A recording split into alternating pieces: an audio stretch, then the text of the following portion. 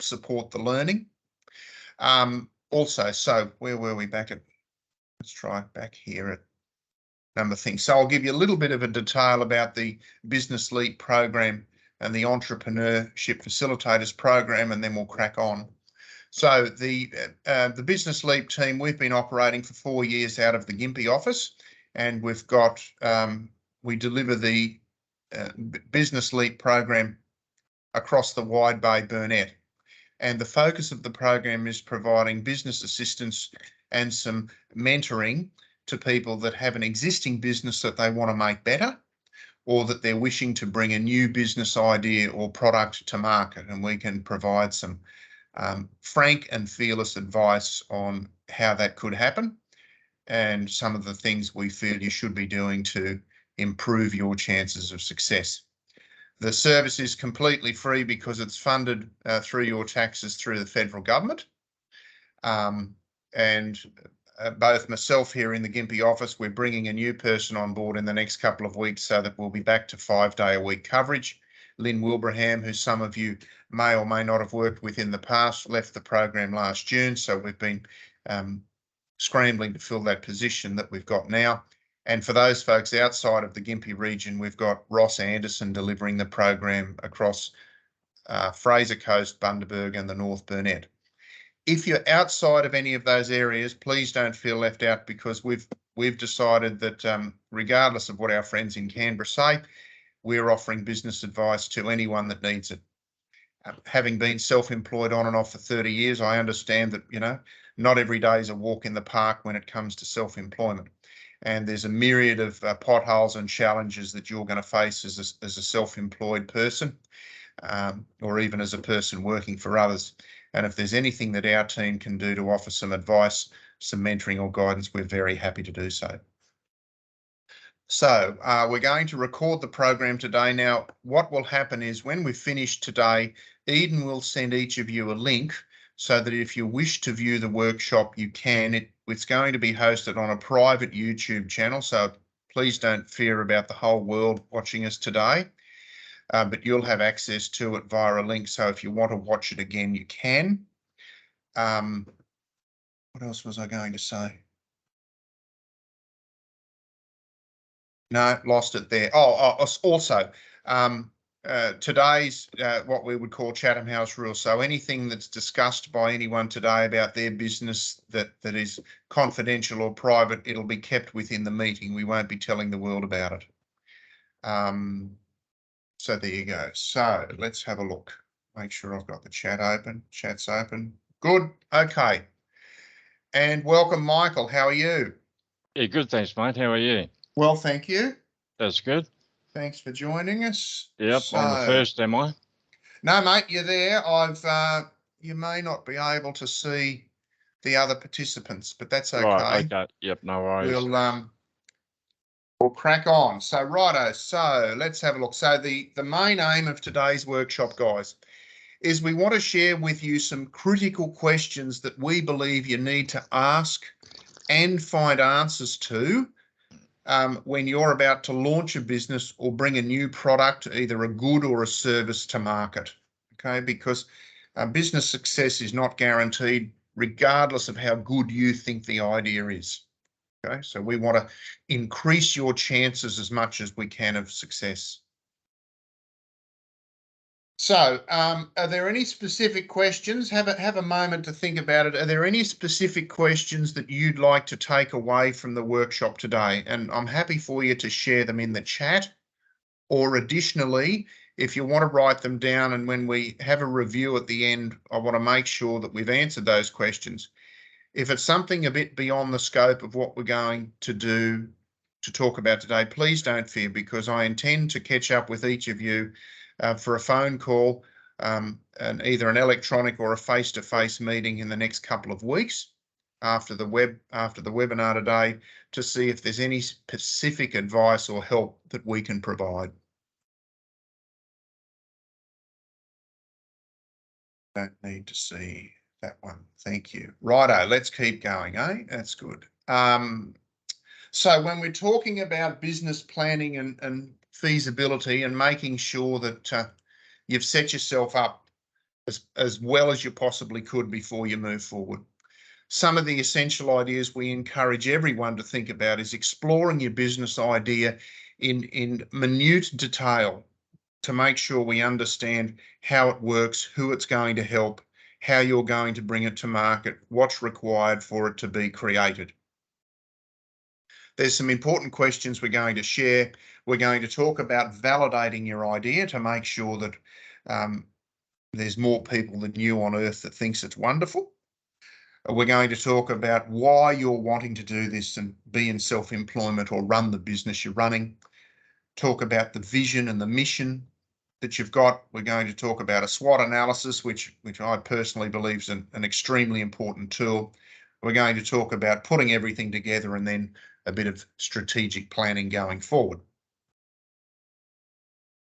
So some of you may have heard of a SWOT analysis before. Some of you, this may be new to you. It's been around for a considerable period of time.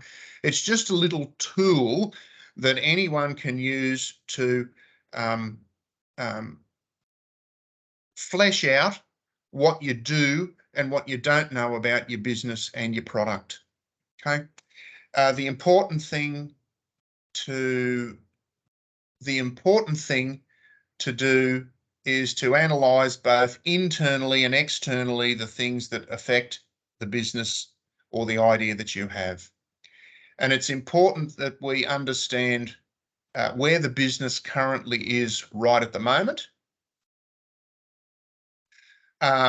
what things you have now and what things you're still going to need in the future, where the business can go in the future, and what things can negatively impact your business and your business idea. Okay, so essentially a SWOT analysis talks about what strengths do you have as a person and as a business. There'll be many of them.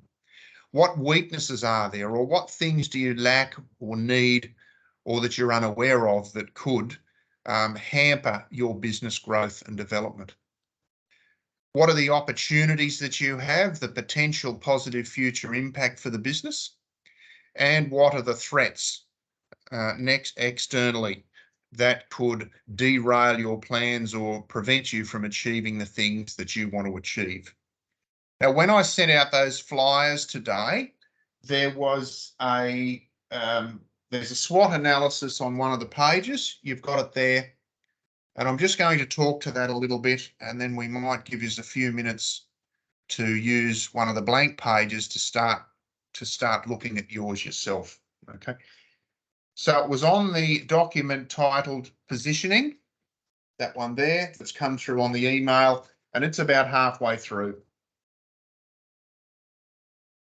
So I'll give you a moment to find that, an electronic copy of same.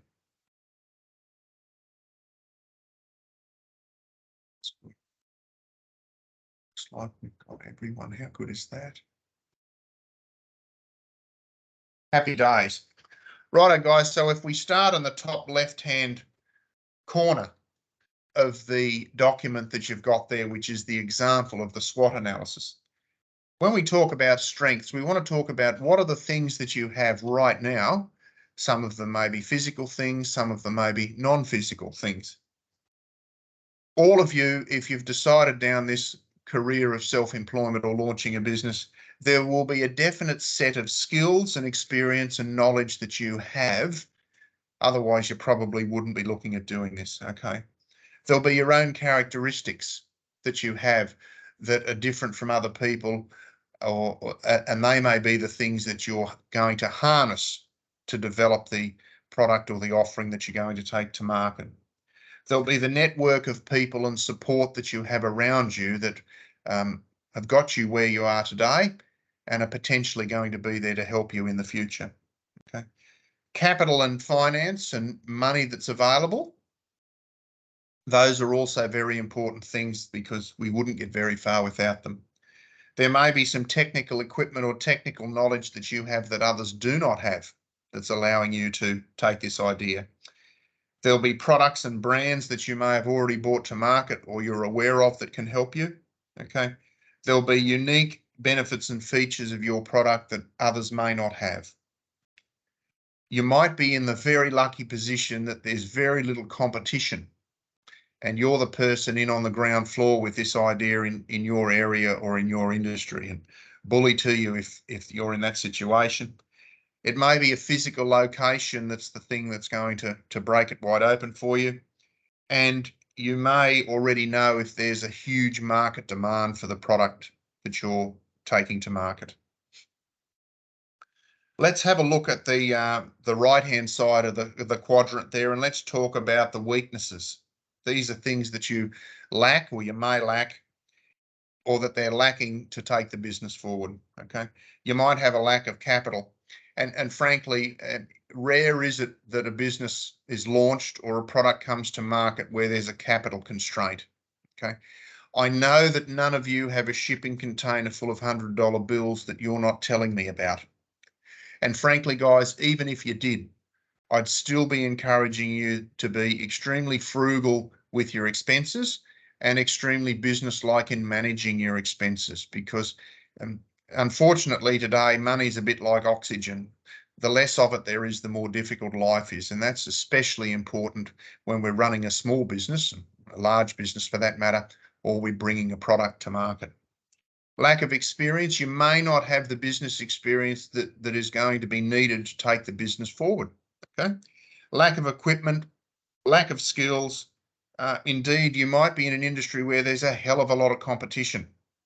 That can be a real deal breaker. There may be insufficient product for the insufficient demand for the product, which may cramp your style as well. And if it's a physical location where you're doing the business from, it might be pretty difficult. You know, if we lived out the other side of Birdsville and we had a product that we could only do via retail, and you're at the end of a very long, dirt, bumpy road and you don't get much passing traffic, chances are you're in the wrong location for that offering.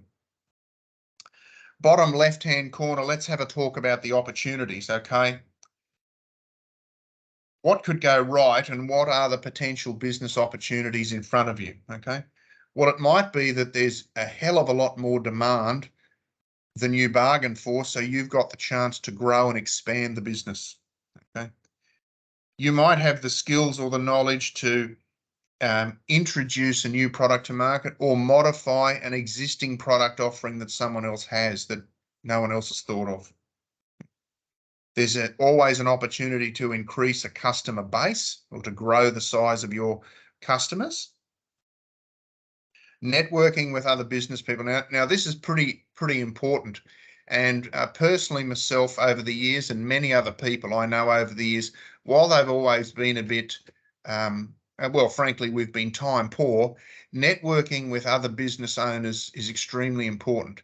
And probably networking with people in the same industry, but more importantly, people in other industries that are nothing like the business that you're in is important. And, you know, it might sound a bit wanky, but the cross-pollination that you can get by liaising with business owners and talking with business owners that are in industries that are very different from yours, that's when some really interesting things can happen, because you can learn how other industries function, and there might be a kernel or a nugget of knowledge there that's going to help you in one way, shape or form. Franchising's a big one. You know, it wouldn't take us too long to think about some multinational organisations where franchising has been really the only way that they've been able to grow those businesses. Okay, looking for new markets is always challenging, but can be quite rewarding. And then also getting investors on board. The beautiful thing about Australia today is there's quite a number of sophisticated people that have got a bit of spare cash, and they're looking for long-term investment opportunities. There is an angel investors group working in and around the Sunshine Coast, and I know they come to Gympie quite often. And these are people that have been very successful over the years, and they're looking to invest some money so they can get a return. But importantly, they're often looking to help other small business people because they want to give back. Bottom right-hand corner there, the threats. Okay, so what could go wrong? or what factors could significantly negatively impact your business and your idea. New entrants to the market. You know, if you're in a market that's crowded and more people are moving in all the time, might be a time for change. Changes in the economy. I'm not sure if many of the people on the call today still read newspapers. I do, and I read a business newspaper once a week if I possibly can. One of the big challenges that I'm hearing all over the Western world is inflation and the input costs increasing. I was reading an article, I think it was yesterday or the day before, about McDonald's in Australia, and in the last 12 months they've seen the input costs for their ingredients go up at least 7.5%. Now, one way or another, the inflation of input costs and just the cost of living and the cost of life, it's going to keep going up. And the trouble with, or the problem for Australia is we've not seen high levels of inflation for a very long period of time, and a lot of people don't really know how it's going to affect their business. Overseas events, things beyond our control, can really damage our product offering and the markets we're in.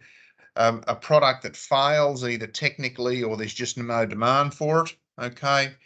Grievances that customers may have against you or your business, mechanical breakdowns in either the production or the delivery of things. Theft is a big one. You know, hopefully if we're all self-employed and there's just us, that's not going to be a problem. But as your business grows, it's something to be aware of. Natural disasters and disgruntled employees can also be a deal breaker in a lot of respects. So on the page behind that one, there's a blank one there, which you'll be able to keep. And because I've shared it with you electronically, you'll be able to run off as much copies as you like. I'm happy to give you a few moments now, probably 3 or 4 minutes, just to scribble down a few for each of those 4 on the quadrant there of things that affect your business. Because as we go forward today and as we go forward after the meeting, and if we have a chat in the next couple of weeks, I'll probably want to take you to task about if you've done this little activity for your business or your product. Because when I was introduced to this concept about, it'd have to be 20 years ago now, when I first did some business training for the business I was in at the time, I didn't really get much out of it at the time, but as time went on and I went back and used it, it became a jolly valuable piece of equipment just to help clear things in your head about identifying problems that are going on in the business so that you could understand where to put your focus.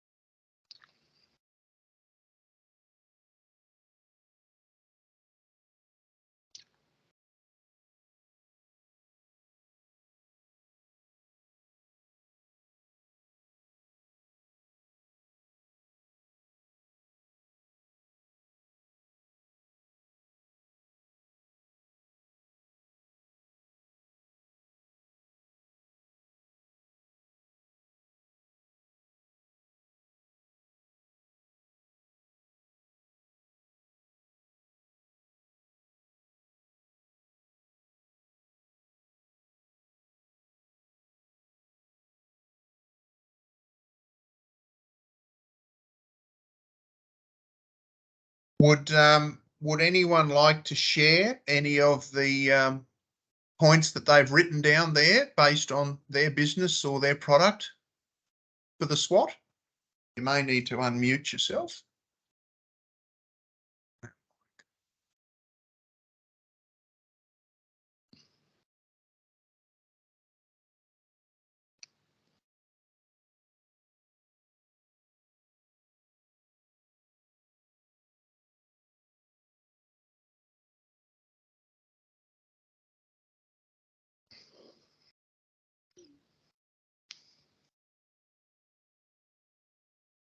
No, there being none.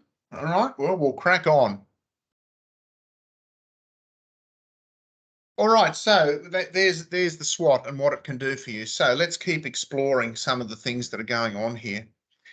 One of the big things I always ask when people are coming to me and seeking a little bit of advice about a business idea is I have to ask them, why do they want to start a business and what is your motivation behind growing the business?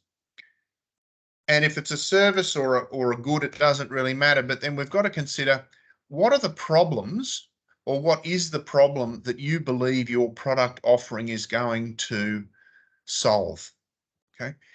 One of the best ways to build a successful business is to find a problem that other people have and bring to them a solution. As it is in most businesses, they're always just so jolly busy making things happen that they haven't got the wherewithal to solve problems that are impeding the business. And you know, most often the case, business people don't know that there's a problem that they've got, and it could be the case that you could be the one to highlight that to them and solve a problem. One thing I can think of, our friend Ross Anderson that delivers the program in the Fraser Coast and the Bundaberg region. Some years ago, he used to work for a company that would do an energy audit of businesses. So he would go out to the premise, he would do an audit of their energy usage, their water usage, and also do a survey of their office space or their factory space to find out if there's a situation where the one that comes to mind was people invariably have air conditioning in business premises today. And if there's big gaps or there's broken windows or something, the air conditioning won't be efficient because the cold air is escaping. And he found many businesses didn't realise how much energy they were consuming because there was faulty air conditioners, there were leaking taps, there were holes in windows or doorways, that if they could rectify those, their cost of production would fall. So if you're able to bring a solution to market, well and good, but it may well be the case you've got to help people understand there's a problem. Who are your target customers and where are they? That's very important. I was with some clients some months ago, and they were looking at bringing a T-shirt printing business to market. And I kept asking them, who are their target customers? And they said everybody. And after a bit of a discussion, I helped them to understand, well, not everybody out there in the world is in the market for a T-shirt. So you can't really say that everybody is the market. So we worked through a process and said, well, what are you going to do with these T-shirts? And they were going to do some pretty fancy artwork on them. And it boiled down that the segment of the market that was probably a ready purchaser of their product was quite small. So after a while, we ventured that while it might be a good part-time business, it certainly wasn't going to be turning over billions of dollars, simply because what turned out to be their target market was quite small. Now, that won't be the case for everyone, but making sure you know who your target customers are is going to have a jolly big impact. What resources do you have at your disposal to get the business going or bring products to market? And more importantly, what are your goals? How big do you want the business to be? Is it to be a 9 to 5, 5 days a week? Is it to be a Saturday and Sunday business? Is it a part-time enterprise? Is it to just employ yourself? Or do you wish to grow it from 1 to 100 people in the space of 4 or 5 years so that you can sell it off and go and do something different?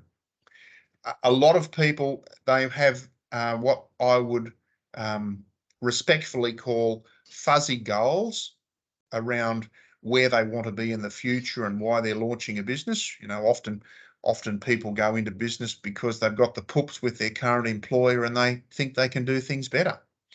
And there's an old joke that does the rounds that, you know, a self-employed person is someone that will happily work 80 hours for themselves because they won't work for 40 hours a week for someone else. But putting a bit of time and effort into setting some goals about what you want to achieve and why you're doing this, it can really help. Keeping a journal we put down the bottom of that slide there, keeping a journal with different business ideas is critical. Often as you're going through life and you're out there operating a business, you'll have other ideas that come along that pop into your head, and instead of just losing them, parking them there in a book or a diary or a journal where you can revisit them at some stage can be very, very useful. Now, you'll see at the bottom of that slide, there's underlined the lean business plan. Now, I've emailed you a copy of that. It looks like this, okay? And it's a resource that we've got from business.gov.au, and it's a blank business template, okay? And it's a very simple document, pardon me. It's a very simple document that you can use probably this afternoon after we finish the workshop. You could sit down and start populating this so that you've got a working business plan to go on with. And, you know, it's not a very voluminous document. I think it's only, what is it, 4 pages, okay? But it'll help get a lot of things out of your head onto paper so that you can start focusing on, well, what's the low-hanging fruit I need to focus on today, or what's the most urgent thing I need to focus on today or in the next week or two to keep the business moving forward. And as a young business owner, you know, 30 odd years ago, I was often very dismissive. I was personally very dismissive of sitting down doing those things because I thought I had a clear vision in my head, and all I had to do is just get up out of my chair and go hard, and eventually everything would just blossom. You know, how wrong I was. Sitting down and getting this stuff sorted out is equally as important as getting up at 5 o'clock every day and putting in a 10 or a 12-hour day, okay? Having that vision of where you want to go and that, dare I say it, a framework that articulates the resources and the people whose help you're going to need, it's just as important as working hard.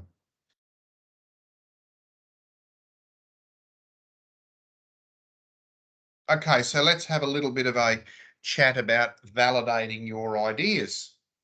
So how do you know if it's a good idea, or how do you know if it's one that's going to be commercially viable?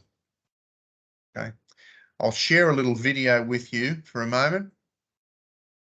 Oh, thanks, Julie. That's okay. Yeah, good. Julie's just said she likes the personal honesty about your own journey. And look, if I could indulge you for a minute, there's been many times so what happened when my family moved to Gympie 30 years ago, we moved here and bought a small cattle property, and we were debt free. We were doing all the work ourselves. We were producing an item that the market readily accepted, okay? But we just couldn't make any money. And it took me many years to find out we were really in a commodity business, not a specialty business. We were just producing live animals, okay? And whilst we did a jolly good job of them and the market readily accepted them, it was just a commodity. And the rule with commodity producers is the lowest cost producer always wins. And we didn't know that at the time. And that was the thing that led me on to go and do some study. We went and did some study overseas for a few years, and then I got some work with TAFE, and I've been doing work with TAFE, doing business management and training on and off. And there was a lot of stuff that I didn't know at the time, and I think, gee, if I could only go back with that new knowledge now, I'd do things a hell of a lot differently, okay? And the sad part about it is that there are often times in business where it was just all too hard and you didn't know what to do. And there was a lot of people who I thought could help me, but when discussing with them, they either didn't want to help or they were no better off than me. There was just an appearance that, you know, they'd been at it a lot longer, so perhaps they were a bit more frugal or they worked a bit harder. Often the people you think are going to be the ones that can help you won't be. And part of the reason I love doing this job is I never want a small business operator to feel there's no hope, because that is not the case. Now more than ever, there's enormous business opportunities. It's just you'll always need a bit of help to see them flourish, and you shouldn't be embarrassed about asking. So I'm going to share with you a little video so that you can have a spell from listening to me drone on, and then we can discuss that afterwards. Here we go.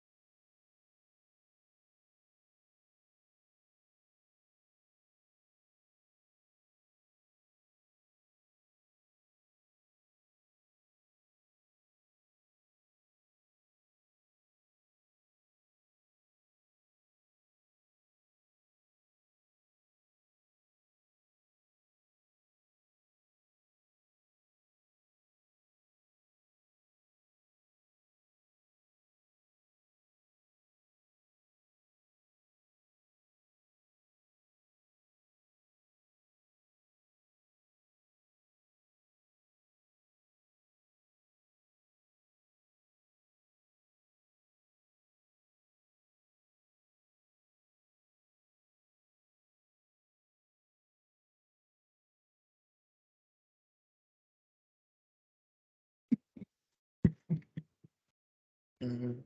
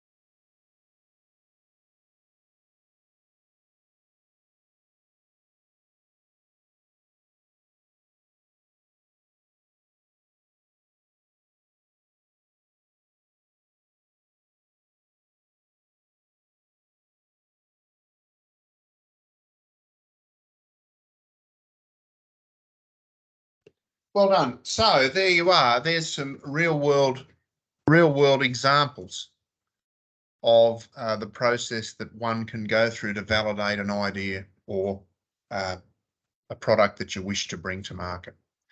So the whole thing is we've got to make sure before you go and invest a big lick of time, money and energy that the market wants what you're offering. And it may well be the case that, as we said earlier, the market, there's a lot of people out there that mightn't know that there's problems that they need solving, or there could be many people out there that know they have problems and they need a solution for. Okay? And they're very different things, those two. If you have to spend a lot of time educating people that they have a problem that you can fix, I'm not sure that that's going to be as easy or as straightforward than dealing with people that know they have a problem or they know they have a need, and you're able to solve that need or solve that problem or satisfy that need that they have. The thing about humans, once they get past high school, is that their ability to think laterally and be creative often diminishes. So having to convince people that you've got a solution can be a very, very big job all of its own. Catering to the supply and demand. So do you know how big the market is and how many people are going to purchase your product or your idea, and getting feedback from people? The idea that those ladies talked about there, the mum test. Okay. I've included for you in the flyer the startup validation plan. Now it's quite a big document, and I'm not going to go through this with you today because it's not the sort of thing that we do online, but it's certainly something that you're free to use to help start getting those creative processes flowing in your head about answering the questions that are going to need to be answered. If looking at that document frightens the hell out of you, then you might just want to start with a blank piece of paper and get the ideas out of your head onto a piece of paper so you've got some clear space, and then approach them one at a time. And again, when I contact you in the next week or so that we can have a catch up, I'd be very happy to go through this with you on a one-on-one basis about your business or your ideas. Righto, so let's explore the idea. So here's where I want you to rip out your notebooks, and I'm going to give you a few moments to do a bit of a brain dump and get that stuff out of your head. Okay, so choose one idea that you have or one product offering that you have, and even though you might know what it is, I'd really like you to just sit down for the next couple of moments and get that idea out of your head onto a piece of paper, okay? So I want you to describe your idea in as much detail as possible, because once you've done that, we might be able to get some revelations about is it as good as you thought, or who exactly it is that's going to be your target customer. Okay, so you've got a few moments now. And also, when we finish this, if anyone wants to discuss it with the group or share the idea, I'm very happy to allocate the time to do that, because we've got a group, we've got about 10, 9, 10, 11, 12. We've got 13 people on the call today. So already you've got a network of people around you that are on this same journey as you, and they may have a few ideas that are going to help you. So off you go.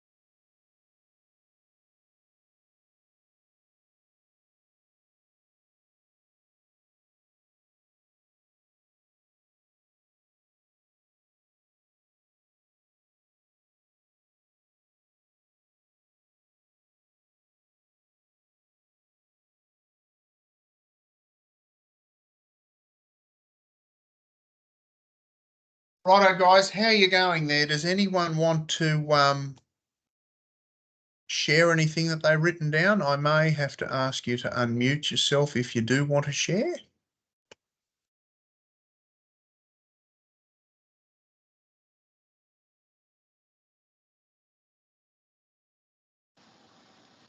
Anybody? I will. Taylor will.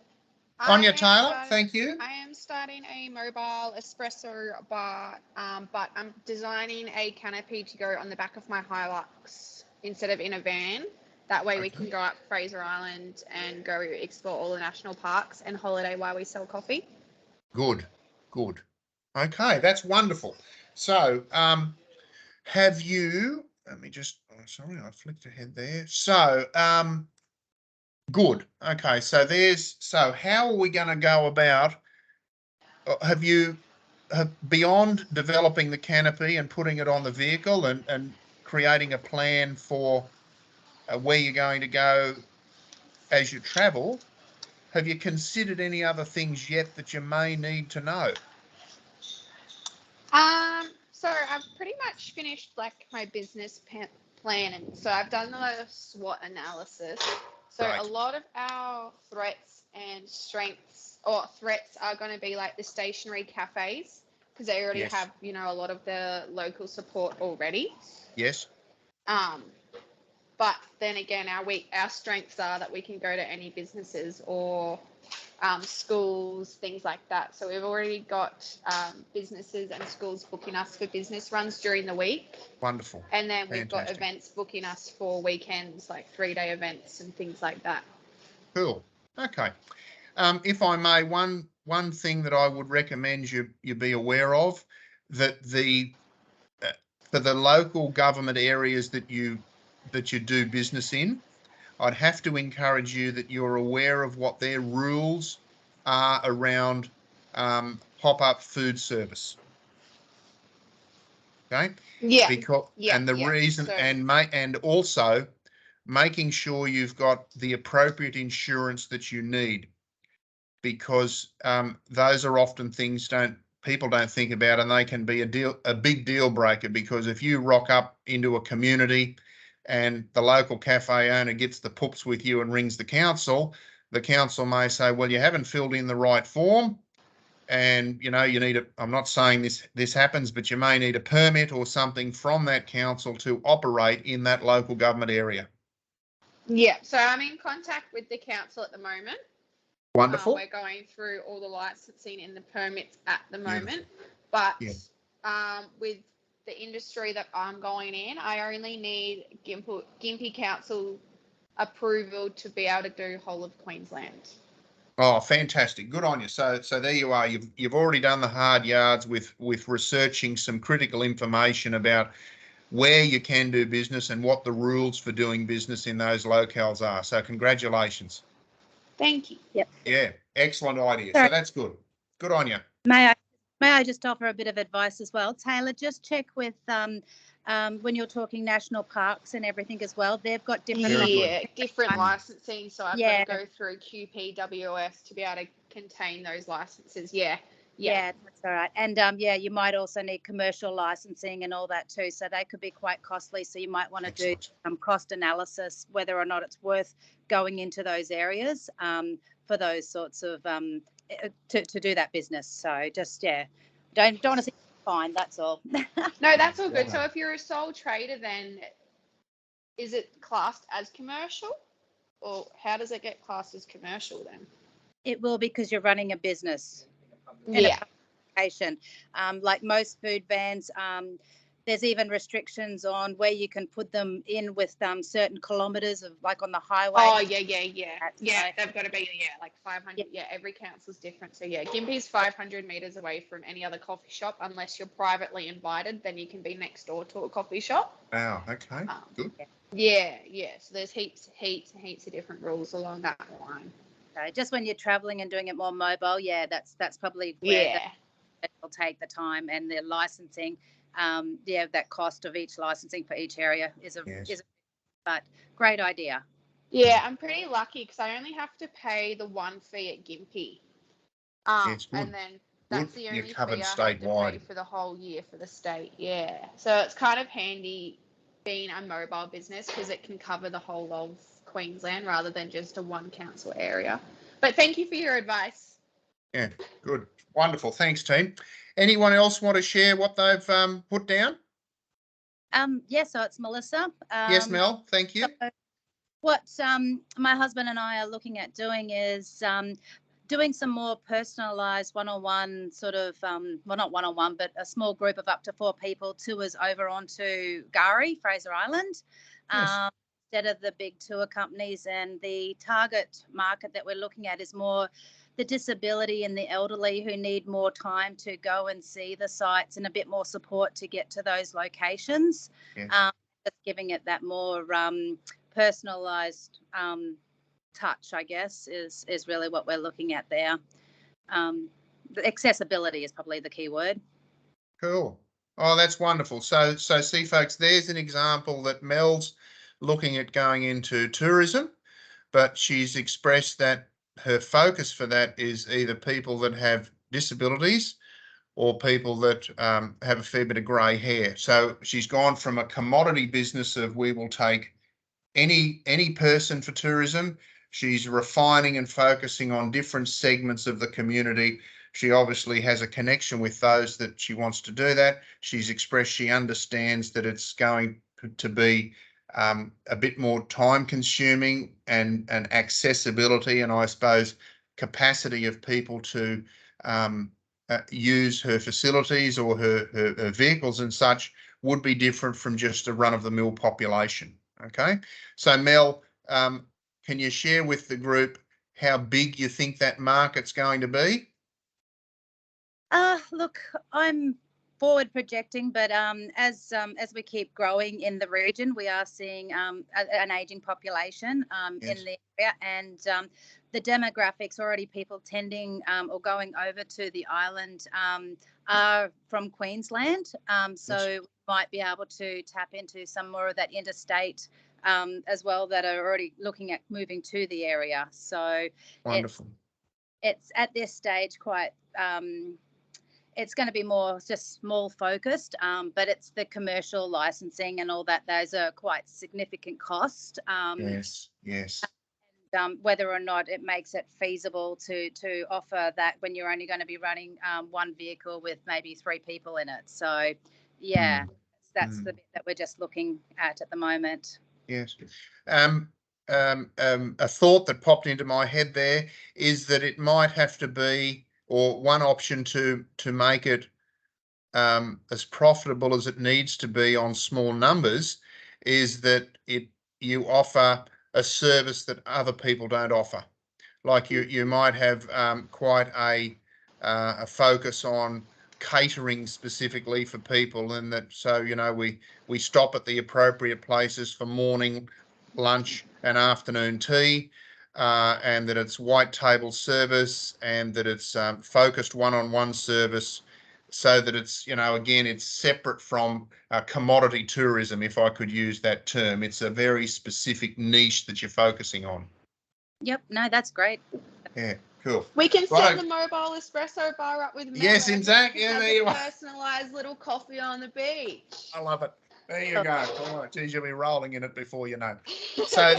So guys, this is what we're talking about here with exploring these ideas. So let's have a look at step number 2 here. So what is the problem you're going to solve? So with Mel's idea there, I would say that there's a lot of people who have a disability or a rather immobile that couldn't go on a tourist outing alone or unaided, or that they're of an age where they're not as supple and nimble as someone straight out of high school, so they need some assistance. So the problem those people have is that they can't participate in tourism activities for one reason or another. There's a problem Mel's solving, okay? With Taylor's solution there with the mobile coffee. Some years ago, I used to work in the mining industry, and I remember that up near Moranbah, so people may not know where Moranbah is, but it's in central Queensland, and it's a town that's not on a major thoroughfare. It's about 4 kilometres off a main road, and just north of town, there's a 3-way intersection. And someone had got the idea that they set up a mobile coffee shop on the back of a 4-wheel drive out at this intersection, and it was there from 5 o'clock in the morning till 2 o'clock in the afternoon, 6 days a week, and they did a roaring trade because, and they had good coffee. Well, I didn't stop there for coffee, so I couldn't comment on that. I probably did because there was always a line up, and you had mining people, you had rural people, you had tourists that all of a sudden they're driving along and it's a half hour or an hour's drive from the nearest town. And guess what? Here's a coffee van. So, they saw a problem or an opportunity and they provided a solution for it. So coming back, your ideas, what does the ideal solve a real problem for customers? Okay. Can you clearly identify the features and benefits of your solution? Is the product or the offering different enough from existing solutions available to the market today? Now, and I'm not sounding disparaging about the idea of the coffee. It's not that there's a lack of coffee shops, but the idea that Taylor's focused on there is she's going to have coffee and like drinks available in a location where they otherwise wouldn't be available. Okay, so she's taken the product and taking it to somewhere where it hasn't been before. With Mel's idea of tourism isn't new. Tourism for old people isn't new, and tourism for disabled people isn't new, but she's looking at doing it in a very different way than other people. Okay, so they haven't come up with an idea no one's thought of before. They've looked at the market, they've seen holes in it, or they've seen opportunities in it, and they're going to have a go. Do you know what your value proposition is? I'm going to tell you what a value proposition is in a minute, just in case you didn't know. And then how are you going to find potential buyers and customers, and how can you find them easily? Now, we do a marketing workshop that's not part of this one today, but to be brutally honest with all of you guys, I'd rather eat broken glass than do marketing. I just go cold inside when the thought comes into my head that I have to start promoting or marketing a product. If you feel that way, or if you feel the slightest bit uncomfortable about doing marketing, my advice to you is to find someone who you like and respect, who's reasonably good at marketing, and pay them to do it for you. You could turn yourself into an expert on marketing. That's going to take time, money, and energy that you may or may not have. Okay, but what I'm really talking about here is either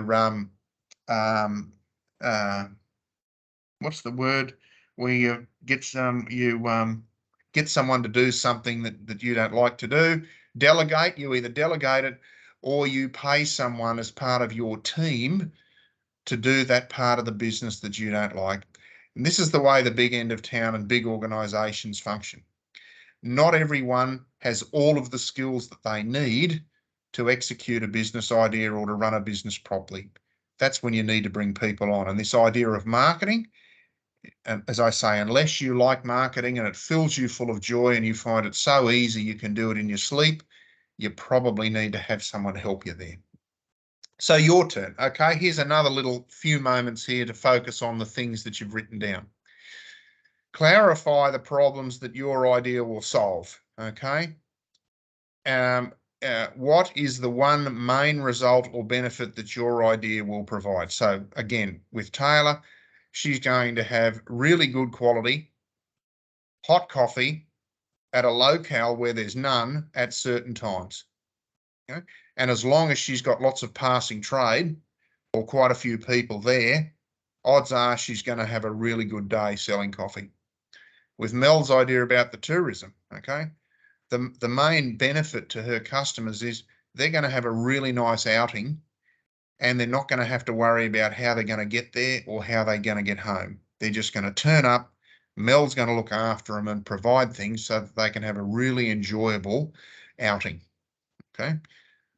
Think about it in those terms. The idea or the product that you want to bring to market. What are the benefits that it's going to give the people that purchase your product? I'll give you a few moments to fiddle about with that.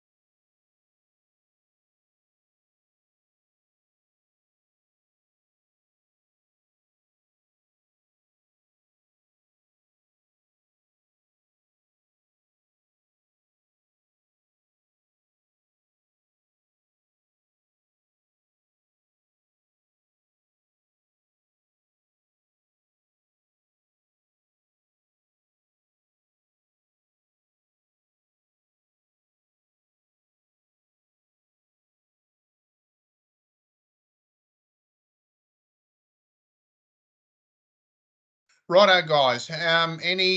Anyone want to share what they've believed that the benefit that they're selling their customers is? I'll have a go, Jason. Thanks, Julie. Hi, everybody. I'm Julie. I'm just going to, so my idea is to provide a niche plant tissue culture business.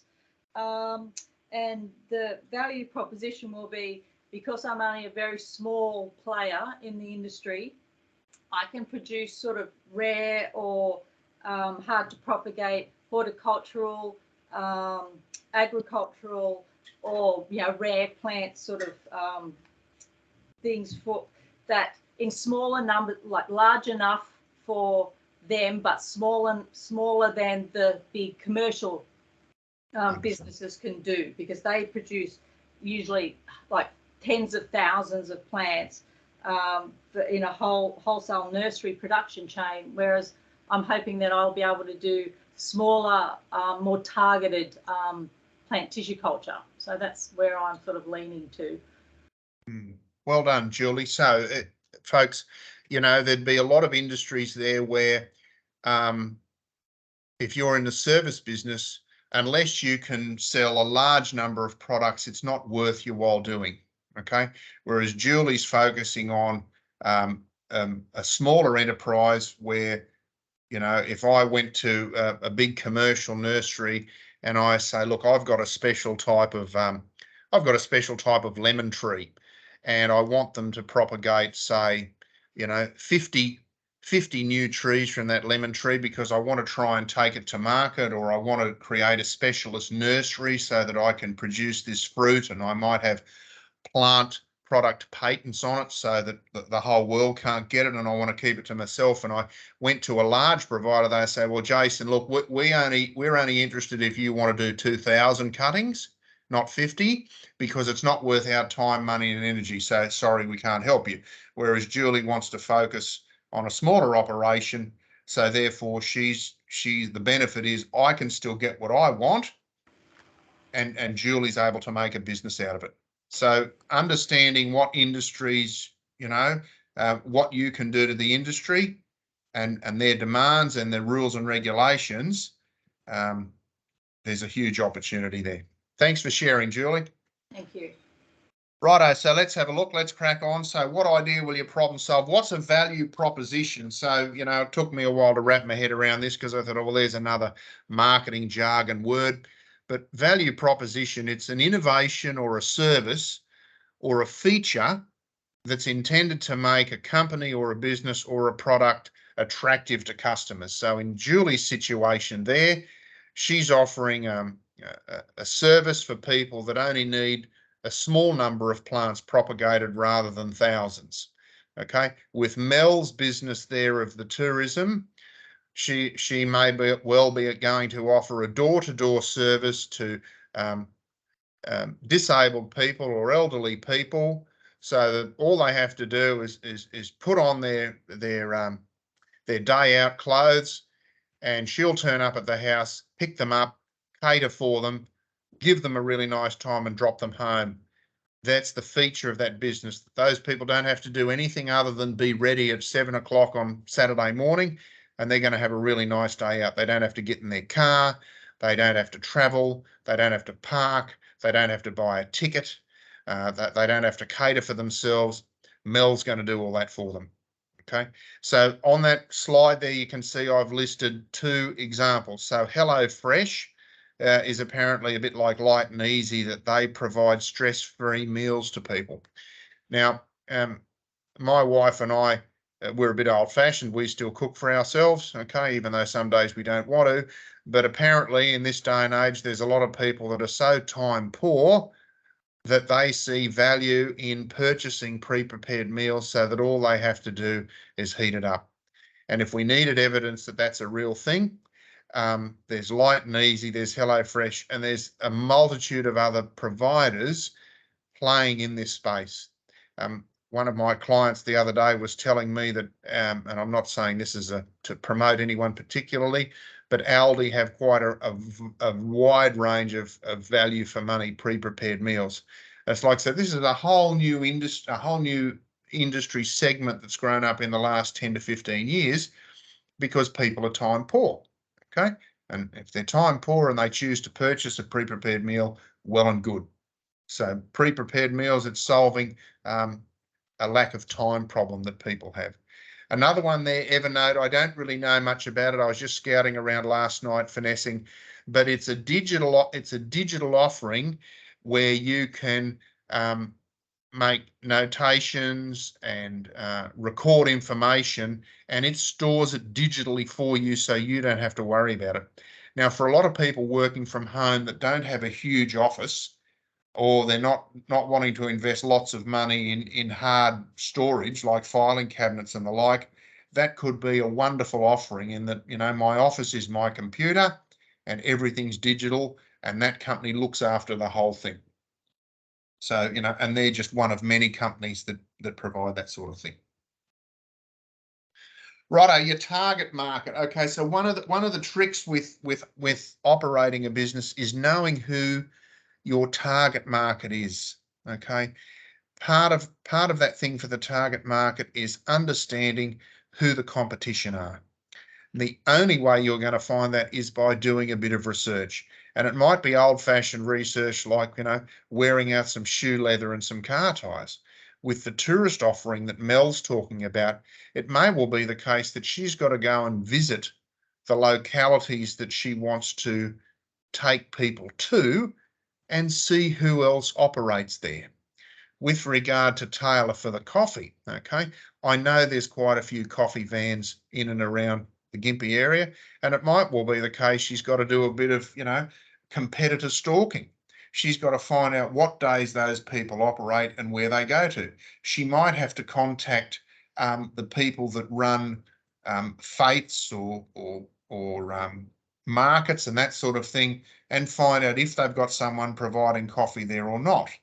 Okay, things like surf clubs and that, if they have big regattas, they may need people, but she's got to go and find all those different people and ask them, is anyone currently shopping there, or is anyone currently providing a service to you? If they are, are you prepared to tell me how much to see if I could come in at a better price? Okay.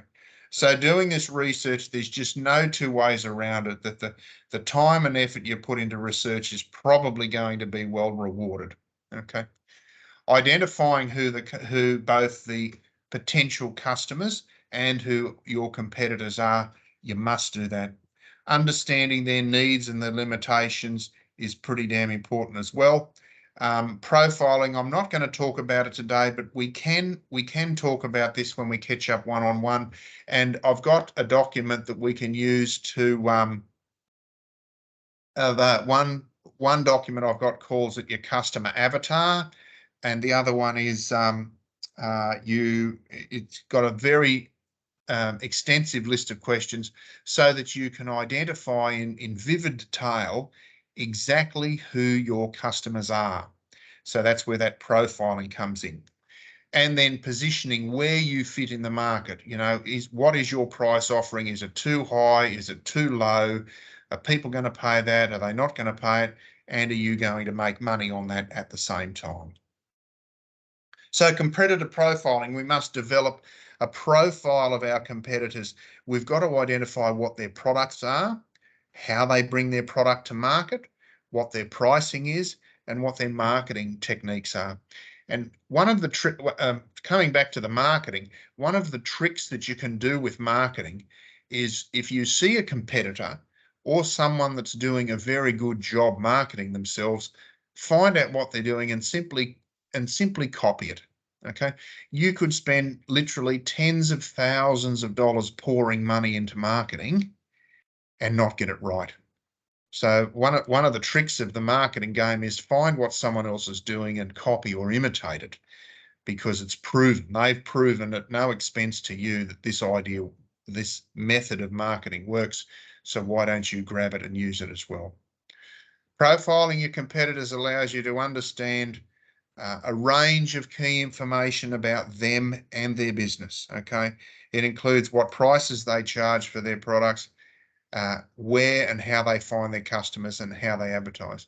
Now, some years ago, I was doing quite a bit of work with people that were doing direct to market of agricultural products. So I had friends that had a pastured chicken farm, and they were direct marketing eggs and chicken to the community. Other friends were doing direct to market pork. And when I was in America some years ago, I'd met some people, and they had a community supported agriculture business. They had about 40 acres, and they were growing a range of vegetables. And for about 40 weeks a year, they sold their produce direct to a select number of customers. They didn't send them to the markets. They didn't have a roadside stall. They didn't sell them to restaurants. They'd gone and found this group of customers.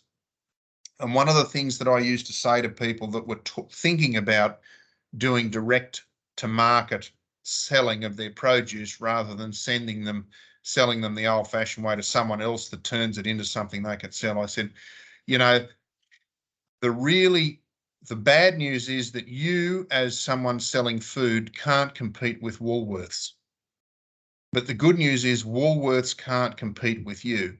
And what I mean by that is that you don't have the capacity to spend billions of dollars building buildings and employing people and putting the food in there and opening the shop from 8 a.m. till 6 p.m. 7 days a week and hope that people come and shop with you. There's just no way you can compete at Woolworths. They've been doing it a long time, and they're very, very good at it. But Woolworths don't want to go to a farmer's market. They don't want to get up at 3 o'clock, pack all your goods in a truck, drive to a farmer's market, stand there for 8 hours and shake hands, tell people about the product and sell it to them, and then go home and do it again next week. They're not interested in doing that. That's not their model. But that's a possibility for you, okay? The community supported agriculture model, where you go and find people who want your produce and they pay in advance for it, and then you share the risk of growing the business because they pay up front, and then you provide food at set times throughout the year. That's a completely different model. It resonates with a lot of people that they're happy to consume or purchase their food that way. A lot of people just want to go to Woolworths or Coles or Aldi, and that's fine. If you're in the game of selling high quality produce direct to market, there'll be certain people that want to shop with you and certain people that won't. Doing the competitor profiling and indeed the customer profiling is going to help you build some knowledge around your product. Off the top of your head, I'll give you 30 seconds there. Can you write down a list of 3 or 4 of your competitors, okay, for the business that you're thinking of going in? And, let's just stretch it a bit, have a think about how big their market is. It's not a very big exercise, but you should, if you've come this far with validating your idea, you should have a rough idea. Talia there should know that there's at least 4 or 5 mobile coffee vans in Gympie. While I'm not expecting her to know their names, she may know the name of the business or what their vehicle looked like or where they sit at different times of a week. So all of a sudden she'll have to start, then she'll have some knowledge to go a bit further. Mel may or may not have an idea yet of which businesses offer private or small scale or small numbers tourism activities. Okay, we could talk about the big operators. There'd be some of the bus companies. I know Ross's from Maryborough do bus tours at different times. There'd be 3 or 4 different organisations that do regular tours to Fraser Island. There's probably some businesses on the Noosa North Shore that take people on day trips, okay? Getting an idea of who they are and how they function can help you focus on some very important details for your business.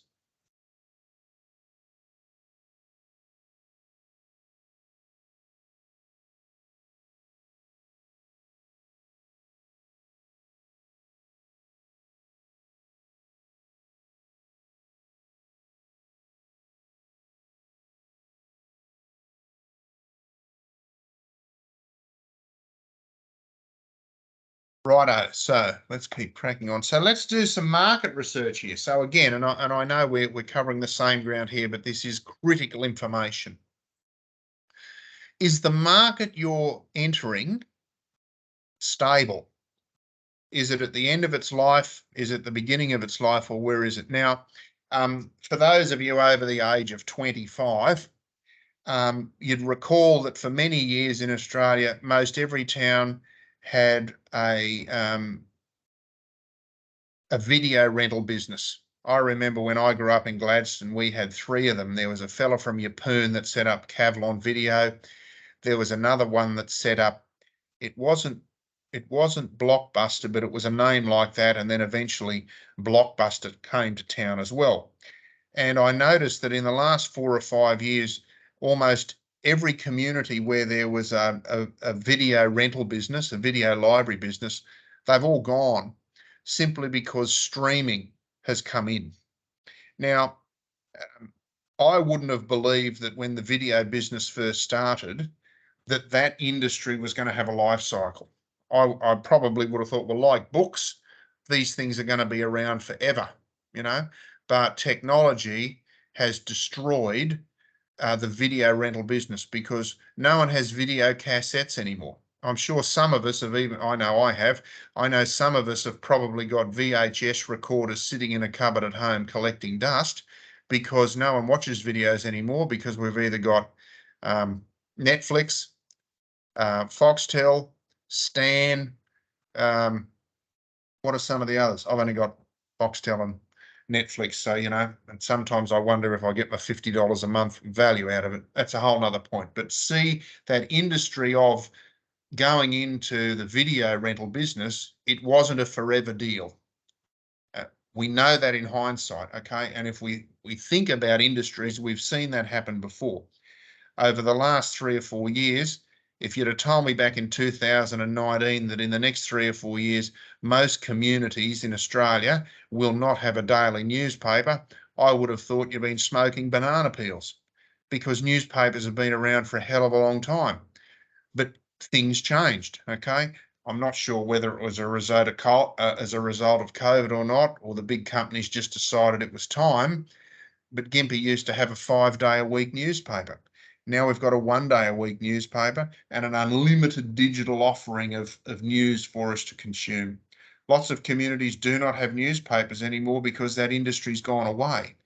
So if 6 or 7 years ago you decided you were going to have a career as a newspaper seller, all of a sudden it's all gone. And the news agents, if you've seen them in supermarket and shopping centres today, they don't have anywhere near the offering of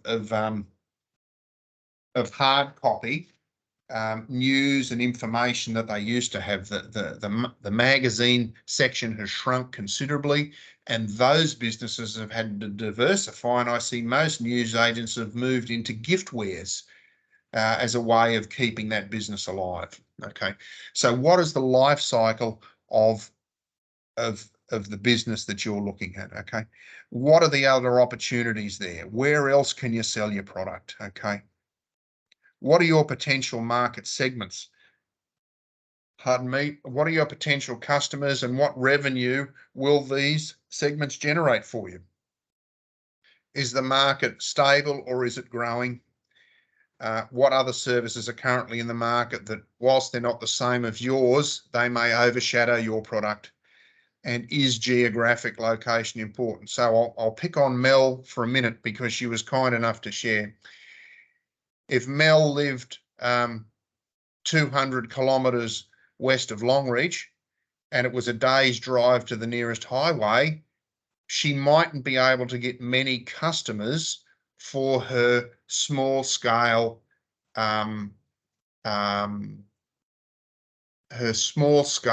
highly focused customer tourism venture. But if she lived on the Sunshine Coast, or she lived near Noosa, or she lived down at Rainbow Beach or in Gympie, where there are significant tourist attractions nearby that people want to go to, she stands a better chance of finding customers. Okay. With regard to Taylor's business for the mobile coffee, okay, I can't see the desire for people drinking quality hot coffee many times a day going away anytime soon. You know, and if coffee's proven anything in the last 3 to 4 years, it's that regardless of how expensive it gets, a lot of people will still drink coffee on a regular basis. So as long as you know where the people are and you've got a really good product offering, they may not care about the price. That won't be the same for all of you. Okay. Righto. So doing your customer profiling. So this is what we talked about before with doing this customer avatar. Okay. Having a really good understanding of the demographics, where your customers are, how they behave, what their age bracket is. Do they have a family? Are they people that have a mortgage? Are they people that have finished paying off their house? Are they people where the kids have left home? Are they people that have kids or not? Are there cultural influences or religious influences that determine how they behave at certain times during a week or a month or a year that may have an effect on if they're a customer or not? Getting to know all of these things about your customers and getting to know your customers as well as you know yourself or better is critical so that you'll know what the opportunity is for those people to consume your products. Okay, as it says there, customer profiling and market research involves building a description of your customers or a set of customers that include all of those characteristics there. Again, that's something I'm very happy to share with people because, and it may well be the case that you'll have a couple of different customer profiles. Okay, again, knowing all that is critical.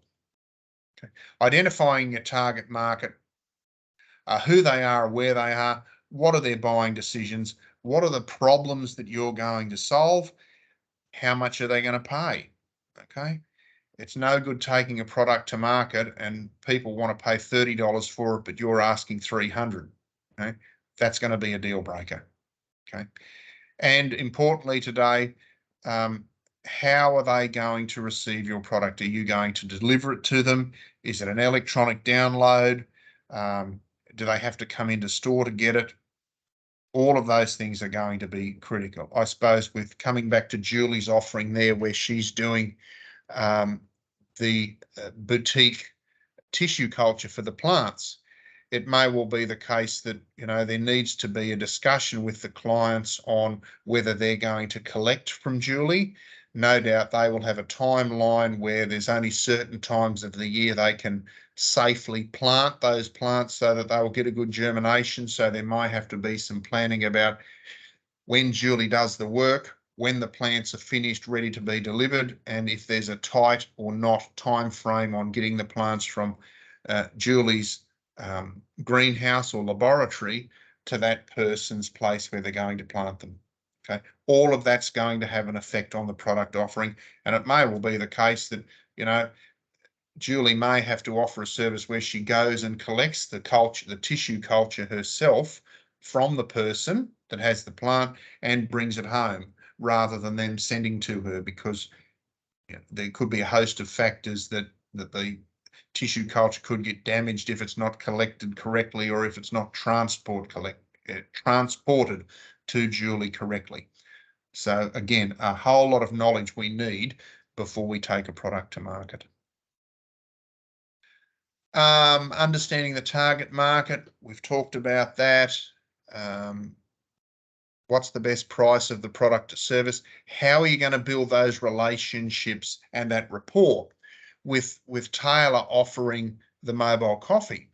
It may well be the case that she wants to also offer people a keep cup rather than a disposable cup, and if they buy 5 coffees, they get a keep cup or a reusable cup that's branded with her contact information and her logo. Okay, with Mel's offering of the tourism, it may well be that she offers them, you know, a hat or a scarf or a carry bag, or even at the end of the day, she'll do a photo, take a photo of them, get it processed into a hard copy in like a 6x4 that comes in a nice folder, so they can put it at home on the mantelpiece so they have a memory of the day and what it was like.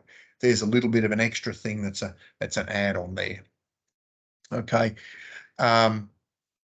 Oh, now here's a very important question, and a lot of people overlook this. It's the second last one there. It's increase how much and how often your customers buy from you. So, is your product or service something that you sell to someone once, or is it something that you sell to them on a regular basis? And I've got some friends that are in management training business, and they sell business management ideas. And by and large, they only ever get people into the classroom once, and then they have to go and find new clients so that they can keep the business going. And fortunately, those people, they're reasonably good at marketing, and over the last 15 or 20 years, they've built the business up. They're putting about 300 or 400 people through training per year. It's profitable enough for them that they're going to keep doing that business for a long time. But I often challenge them on, but you've got to keep finding new customers all the time. So you have to keep investing a lot of money in marketing. Whereas someone like Taylor, if I know that she's at the intersection of Noosa Road and Coles Creek Road every Saturday morning for 3 hours, and I happen to be driving past on my way to work, or that's the day of the week that I go and visit someone and I know she's going to be there, I might buy a coffee off her every time she's there. If I'm in the nursery business and I know that Julie does a really good job of germinating seed stock for me, it might well be the case that I've got product coming from her business 4 or 5 times a year, not just once every 5 or 6 years. So therefore, Julie's able to get more business out of me. Okay, and it can be a product or a service offering, but if you can create a business where you have repeat customers rather than you're relying on going and finding a new customer every day of the week, chances are you're going to have higher volumes through the business, and it's going to cost you less to keep those customers coming back. You've got the handouts there. I won't get you to focus on that as a moment, because that's probably something you can do later today. Okay. How are we going to position your business? How will your customers perceive your product and service relative to the competitors? Okay. That's a big deal, because a lot of established businesses have a really strong hold on the market, and somehow you've got to come along and find a way to get their customers to come and shop with you. Okay. Big investment of time and energy there.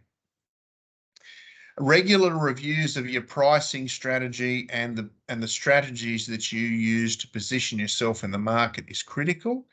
And again, researching your target audience and how you're going to find them is very, very important. Okay.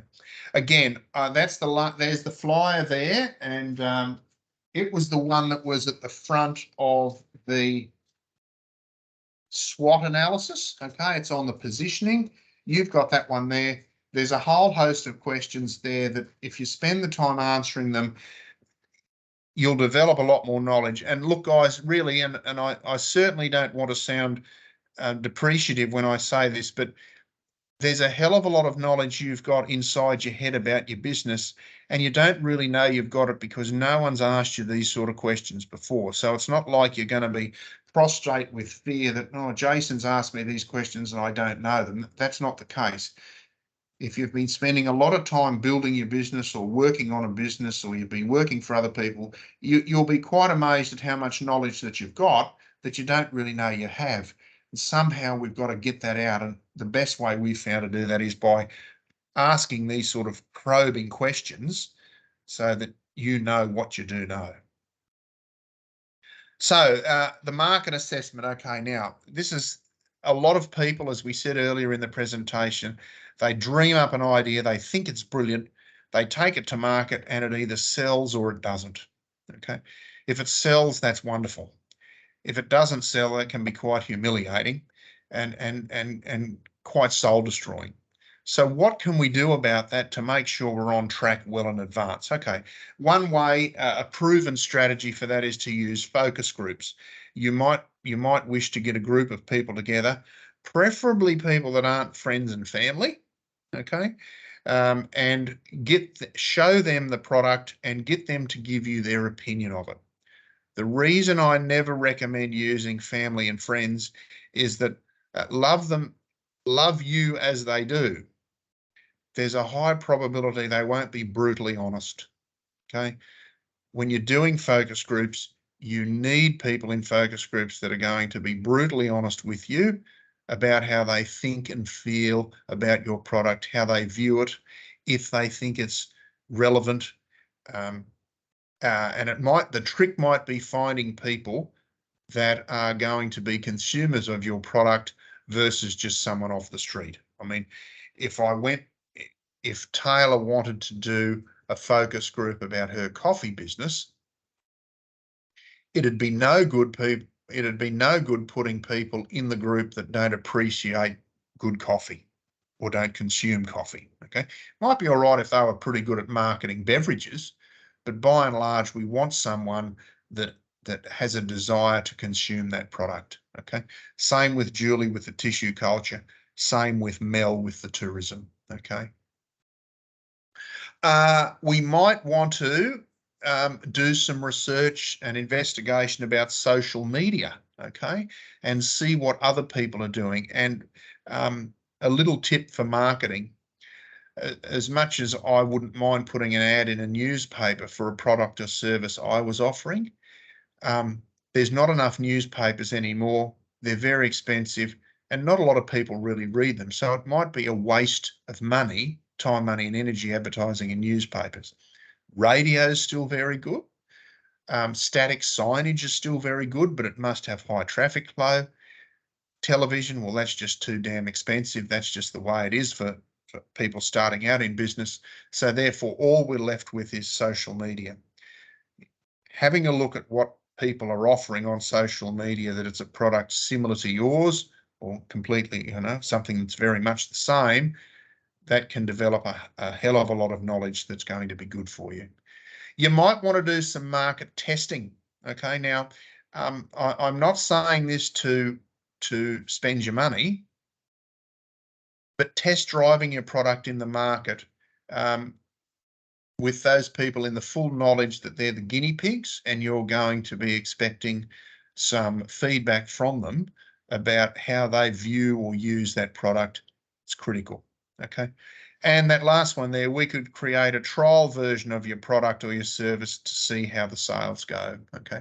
There's plenty of knowledge out there about how those things are to look, or it could be something similar to the focus groups, is you find a group of people, say, look, I've got a product that's coming to market. I want to give you a free sample, but I need your feedback on it.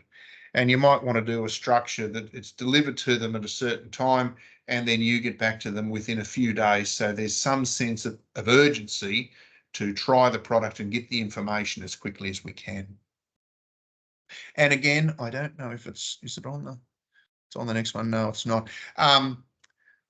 Going into the market and finding people who know will consume your product and getting them to give you some suggestion before you launch your product. That's also another proven tip. Okay, capital requirements. Now, those that have worked with me in the past and know that I'm a bit of a freak when it comes to understanding your cost of production and recording your income and your expenses in a business. I've had a little bit of training in accounting and bookkeeping, but by and large, I couldn't call myself an accountant or a bookkeeper, but I do for my own business at home. I do all the accounting there, and I've got some pretty detailed records of where our money comes from and where our money goes. And the reason I do that is I want to see what trends are coming along. Okay. Getting a very good idea up front of how much it costs to deliver your good or service is critical. I've seen lots of people develop ideas and take them to market, and then after 3 or 4 years, there's no profit because the profit margin is so small that they've had to go and get a part-time job just so they can eat.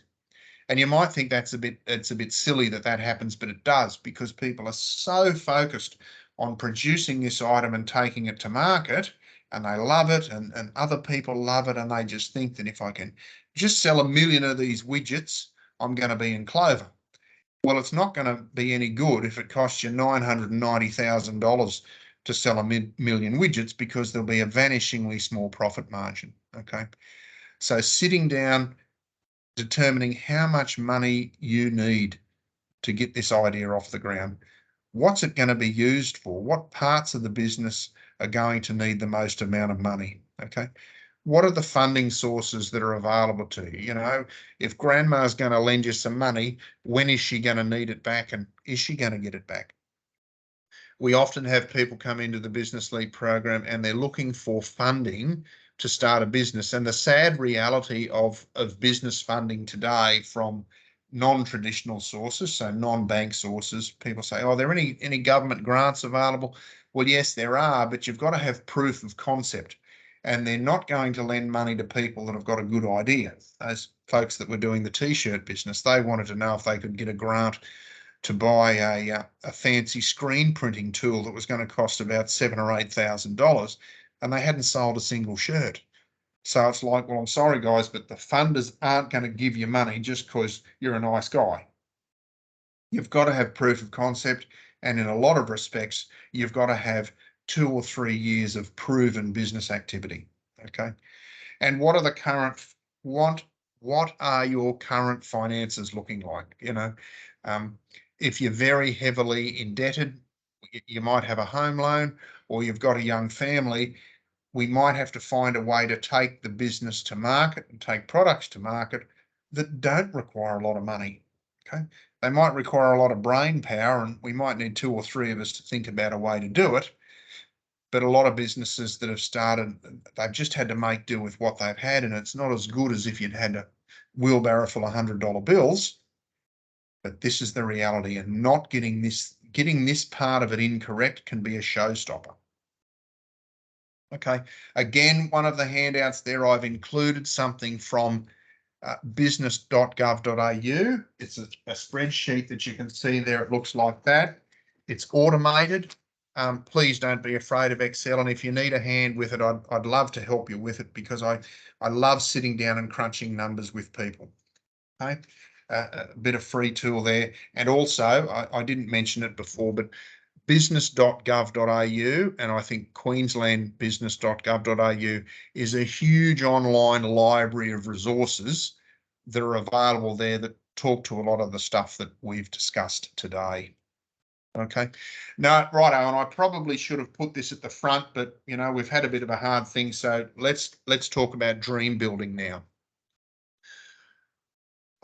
I say to people, it's never wasted time when you and your family, or you and your partner, have sat down and articulated in very clear language why you're wanting to do what it is.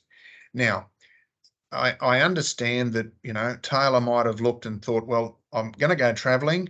I can do coffee while I'm traveling. I know people drink coffee. That's great. And they're good reasons. I'd venture a bit further, and I've never met Taylor before today, but if we probed a bit deeper, we'd probably say that, well, Taylor's got this dream of being self-employed, and it's a way for her to keep her family happy and healthy and well-fed while they're having a life experience of travelling Australia. Right?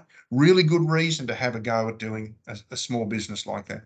With Mel, she may have some experience in tourism, and she's seeing a hole in the market that she can fill, but there's probably a better reason.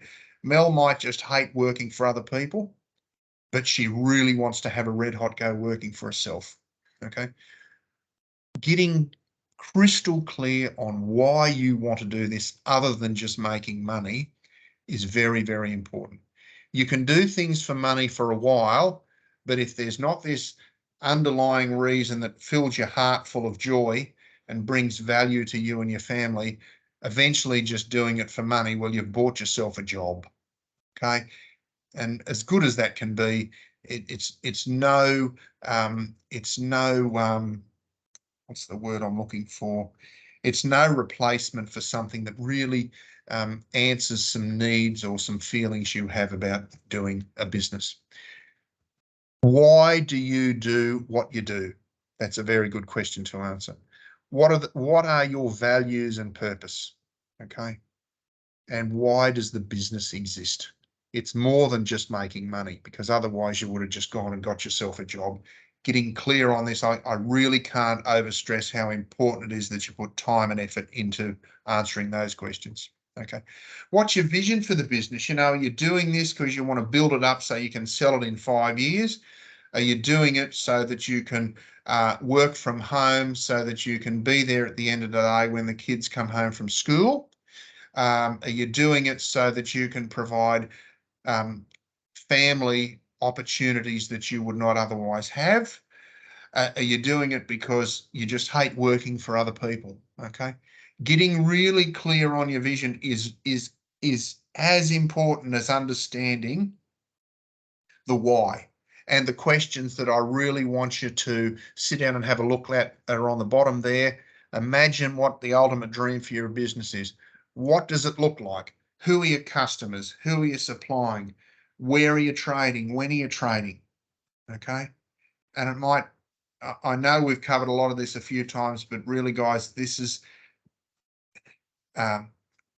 so important to get the foundation right, so that when you're having a really bad day and things aren't going the way you want, you've got that reminder there that, okay, today's a pretty ordinary day, you know, pretty shitty day. We've just got to get through it because we know that things are going to get better, and it's that vision and that why are the things that keep you on track.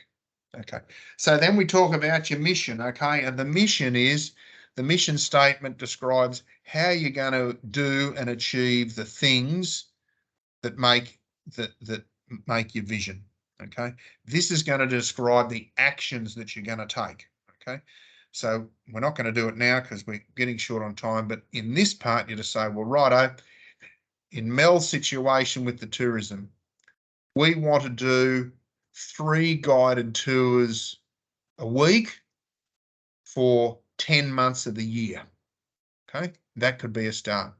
In Taylor's business with the coffee, for the first 6 months, we're going to do 3 weekends a month at dedicated events, and we might do 2 mornings a week at a locality where there's passing trade.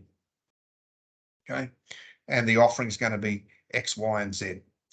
With Julie, with her business for the tissue culture, okay, it may well be the case that we need to turn out X number of propagated plants every 3 months for the next 4 years. And for that to happen, we need X number of people, which will help formulate how we're going to go and find those people.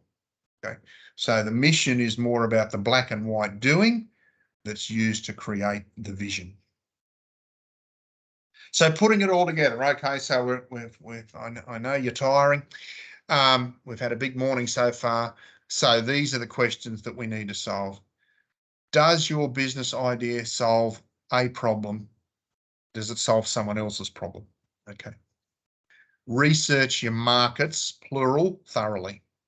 Talk to people and test drive the idea. And you might have to test drive it 3 or 4 or 5 times before you've got a product that you're happy to roll out of the shop and present to the market. Okay. Please don't be afraid of that. That's just what has to happen. Make your marketing strategies personal and direct. If there's one thing that I'm seeing more and more of in the last 5 years is that people are sick of communicating like this. It's good, you know, it's all right. And people want to do Zoom and Skype and all that sort of thing. But the face-to-face, talking to a real human, dealing with a real person so that you can create some, you've got each other's measure and you can create some rapport. It's extremely valuable and it's becoming more and more important. If you want to build lasting relationships with people, you've got to know how to talk to them and talk with them and develop rapport. Okay. Keep an open mind about your business, and many is the time I've seen people come, bring an idea or be preparing to bring an idea to market, and then they found that they've had to, I don't want to use the word pivot, but they found that the market doesn't really want this, but it wants something that looks similar to it, or it has the benefits, but it's a bit different. So you've got to be prepared to shift your vision or shift your goals, and be prepared to reinvent yourself if necessary. Okay. Make sure you're clear on the aims, the goals, and the directions you want the business to go. For my money, I'm a person that likes having a very small business. I don't like employing people, but I'm happy to have subcontractors. Okay. When I was growing up in my family's business, one year Mum hand typed 378 group certificates because that's how many staff we'd had that year. And then in 1982, after the Depression, after the worldwide recession, she hand typed 56 because we'd lost a lot of staff and the business shrank. And whilst I don't mind working with people and managing them, in my business I choose not to have staff because I've never really sat down and wondered why, but it just feels better to me to have a lean operation. Okay, get clear about that in your business. If you want to grow a business that has 5,000 staff in the next 30 years, bully for you, as long as it's taking you where you want to go. Okay. And for goodness sake, guys, please enjoy the journey, and please enjoy the results of your hard work. You'll probably do nothing more testing than be self-employed. That doesn't mean it has to be a prison sentence. Okay. So righto, so again, there's that blank business plan that we talked of. Okay, so that's yours to keep. There are other sources of information here. Queensland Business that we've spoken about, .id is a very, very good one, and the detail they have about different sectors of industry is just fascinating. Okay. Apparently data.gov.au is very good for national databases. The ABS, the Bureau of Statistics, it's got some really, really good information as well. I know all this takes time, but if you're hell-bent on taking your product to market profitably and professionally, it's probably worth your while investigating these a bit. Okay. Now, Office Manager Eden, she's going to share with you a copy of the recording today and some other resources in an email probably today, may not be until Monday. We're also going to send you a feedback sheet. Can you please fill it in? If needed, we can send you a hard copy with a return envelope, and you can send it, but we really like getting feedback. If you think I've done a pretty ordinary job today, please say so, because I always like to improve the offering. If you think I get a good job, well, I'm happy to hear that as well. So please make the time to give us feedback. Thank you for attending. As I said, I'm going to be in touch with you via email and or phone in the next week or so to plan a catch-up time if you want. We can also put you on the mailing list to let you know when we're having other workshops, because this is our role now, and every month we're going to be running workshops both physically and electronically on a whole range of subjects, and it'll be either myself or the other team members that are going to be running them, and you're welcome to them. And we'd love to hear from you. We're always happy to talk to people, regardless of what their problem or their situation is, because we may be able to help. If we can, we will. If we need to send you to someone else, we'll be very happy to do that as well. So guys, thank you very much for your time today. If there's any comments that you'd like to make now, I'm happy to sit on the line, and I can answer any questions that you've got. If I've skipped over anything that you need more detail on, now's the time to let me know. If you've got to rush off because it's nearly lunchtime, thank you for attending. And I'm really looking forward to catching up in the very near future to see how the Business Lead team can help you. So thanks again, and over to you if you want to share anything.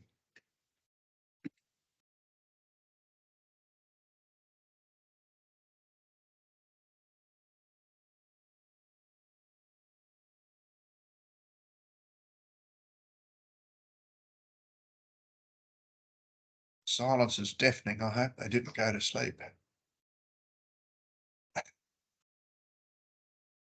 It looks like there's some people typing in chat. So oh, just wait okay. a minute. Yeah, just wait a minute, mate. Jason. Thank you. where's chat?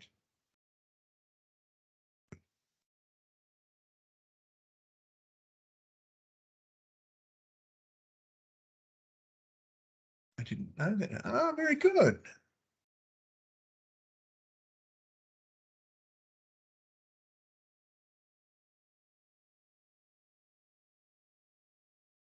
Oh, wonderful. Thank you. Good job.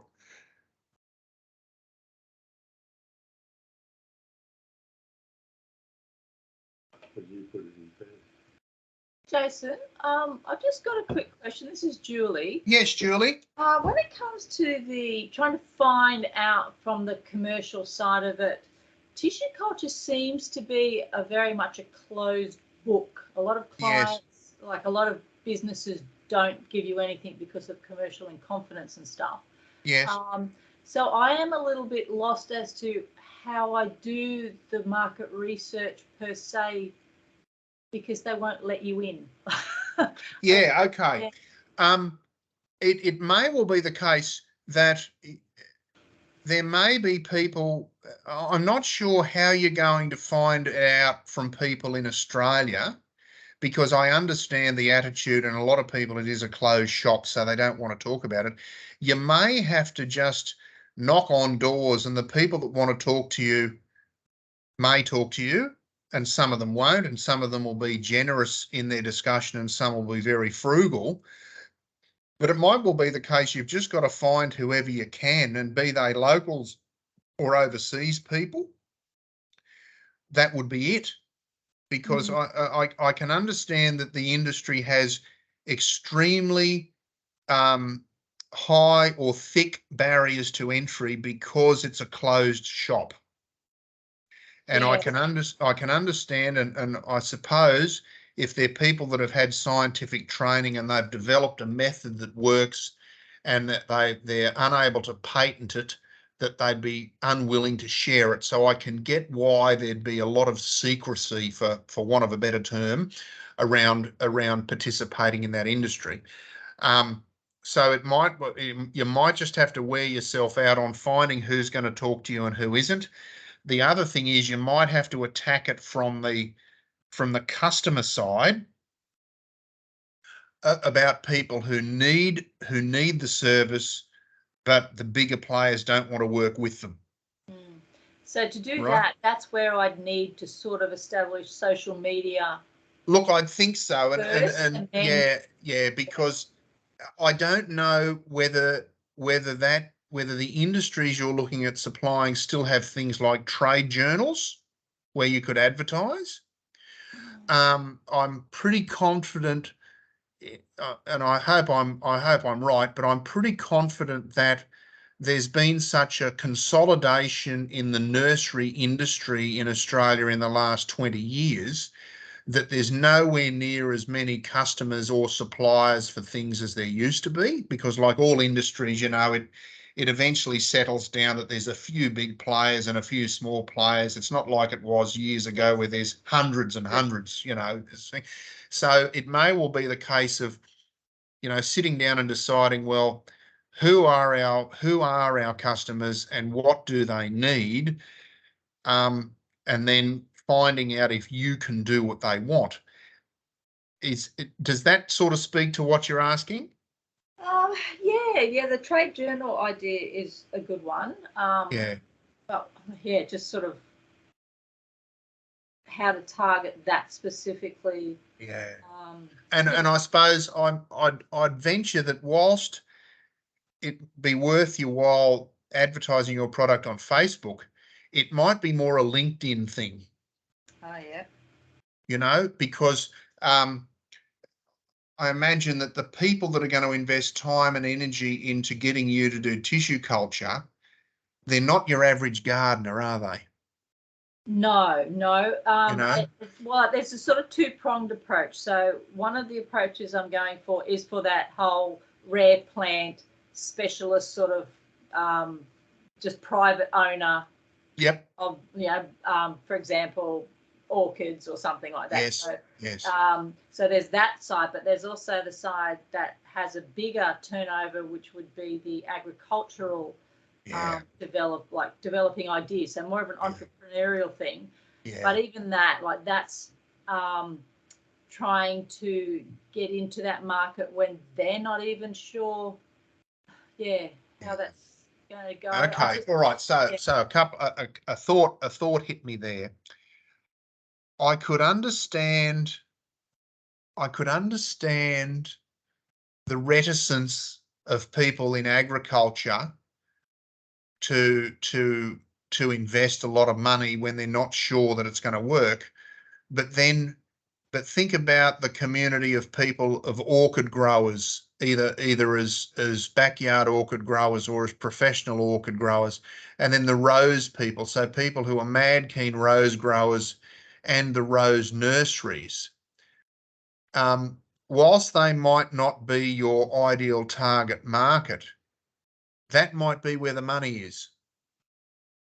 Yeah, things like I guess roses are usually sort of more en masse, from my understanding. Right. Okay. Orchids are a little bit more different because they are harder to propagate, especially the rarer ones. Yes.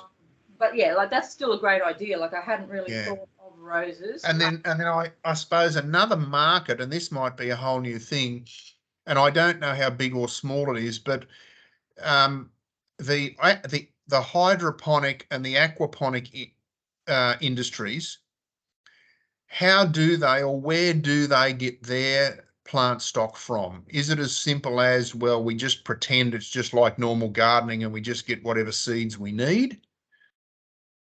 I don't know. From my limited understanding of hydroponics, I do think that it is sort of standard plants that are easy to propagate and replicate, so that it's not as if they're a hard thing. And that's the beauty of tissue culture. So for example, say, like you said before, there's a specific species of plant that is an awesome grower, awesome producer, and you can replicate clonally that species, whereas other ones are seed produced, and that creates variability. So I know the macadamia industry is going off in a big way, and when I say going off, it's positively expanding at a great rate of knots, and a lot of people are leaving, for argument's sake, they're leaving sugarcane and going into macadamias because, believe it or not, you can make more money per litre of water with macadamias than you can with sugar, which I was astounded, but those are real figures. So, there's an industry where cloning is a big deal because they want 1 million trees that all produce, 1,000 kilos a year. Right. So perhaps focusing on those things and reaching out to the macadamia industry, or finding the individual people via Facebook or LinkedIn could be one. And another thought that just occurred to me as I was talking there was botanical gardens. I'm wondering if there's a community of botanical garden managers, either nationally or internationally, that may be in the market for small scale plant replication. Yeah, no, great ideas. Yeah. Yeah, and also boring you with plant stuff. That's right. And look, also, there might be an opportunity for you, and I don't know whether we mentioned this when we spoke there before Christmas, but for the land care nurseries. And the reason I say that is that I know that when it comes to landscape rehabilitation, a lot of people are very adamant about only growing plants that are native to their area, but also provenance. So it's like, a red gum is a red gum, but it's better off to plant a red gum in Gympie that comes from a red gum in Gympie rather than a red gum that comes from North Queensland or Western Queensland. So this provenance of plants versus the variety of plants is quite critical to a lot of people when they're doing land rehabilitation. Yeah. Okay. I think that time before, when you and I mentioned, we talk about the Debosia industry out there in the South Burnett. Okay, there's a few people I could probably put you in touch with. I don't know much about it myself. And then I suppose, you know, the people, like, I know that some fruits, you know, there's people that are able to revive an old type of fruit tree that people used to have years ago, but there's not many. But again, that's all sort of small scale, and I don't know, you know, you might have to do a lot of work to do one run of 100 plants and then never do them again, and you might have to ask, well, is that worth it or not? Yeah. It's quite a big, when you start looking at it, it is quite a big field, and it's trying to narrow down as a starting point, so I'm not overwhelmed by all the billions of possibilities. So and it may be worth your while, and this is a bit of a again, I've just a passing thought. It might be worth your while contacting the people that manage or work at the National Arboretum in Canberra, because I know that in Canberra there's a National Arboretum and it covers many hundreds of acres, and it was set up when Canberra was first laid out in the early 20th century, and it's taken them, you know, well over 100 years to start putting populations of plants in. And there's a particular tree growing down there, and apparently there's more examples of that tree in the National Arboretum than there is in the wild where that tree naturally occurs. Okay. You know, so I'm just, I suppose, just doing that brainstorming thing of who's a potential consumer of your product and where are they? Yeah. And what have we got to do? You know, I know there's people in North Queensland that have started growing vanilla. Yes. And as far as my interest, I've already.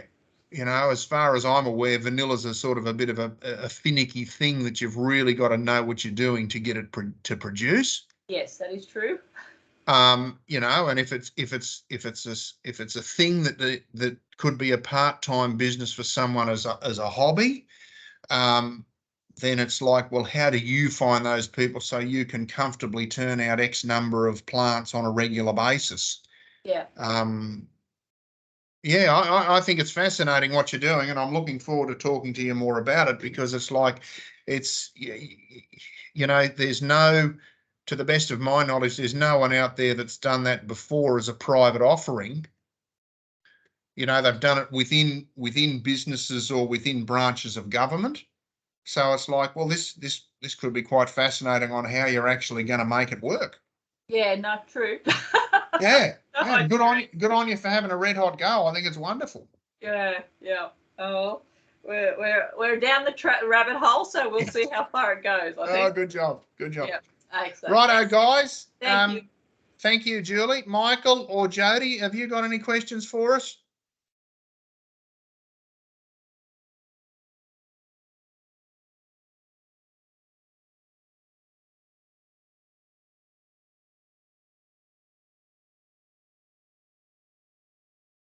No, there being none. No. All right, guys. Well, good on you. Look, thanks for making the time available today. As I said, we'll be in touch in the next little while. And Eden, our office manager, Eden, will be sharing some stuff with you via email in the next little bit. So thanks for participating, and I'm really looking forward to catching up again. Have a great rest of the day. Thanks, Jason. Good on you. Bye for now.